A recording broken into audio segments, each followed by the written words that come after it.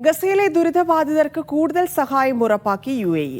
Gallon night 3 പദ്ധതിയുടെ ഭാഗമായാണ് പുതിയ സഹായം.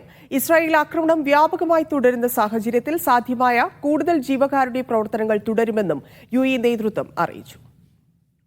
പുതുതായി 70 ടൺ സഹായ ഉൽപ്പന്നങ്ങളാണ് ഗസയിൽ വിതരണം ചെയ്തത്. ഭക്ഷ്യോൽപ്പന്നങ്ങൾക്ക് പുറമെ താൽക്കാലിക ടെന്റ് ഉപകരണങ്ങളും കൈമാറിയതിൽ ഉൾപ്പെടും. നിരന്തരം അഭയാർത്ഥികളായി മാറാൻ വിധിക്കപ്പെട്ട ഗസയിലെ പലസ്തീനികൾക്ക് നൂറുകണക്കിന് താൽക്കാലിക ടെന്റുകളാണ് UAE നിർമ്മിച്ചു നൽകിയത്. സ്ത്രീകൾക്കും കുട്ടികൾക്കും ഉപകരിക്കുന്ന നിത്യോപയോഗ വസ്തുക്കളും കൈമാറിയതിൽ ഉൾപ്പെടും.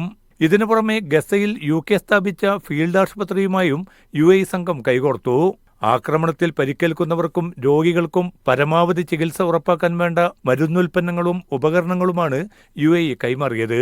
3 ടണ്ണോളം മരുന്നും മെഡിക്കൽ ഉപകരണങ്ങളും ഫീൽഡ് ആശുപത്രിക്കായി കൈമാറി. മരുന്നുൾപ്പെടെയുള്ള വൈദ്യസഹായം ഏറ്റവും അനിവാര്യമായ ഘട്ടത്തിൽ UAE നൽകുന്ന പിന്തുണ ഏറെ വിലപ്പെട്ടതാണെന്ന് UK ഫീൽഡ് ആശുപത്രി അധികൃതർ വ്യക്തമാക്കി. Media 1 Dubai.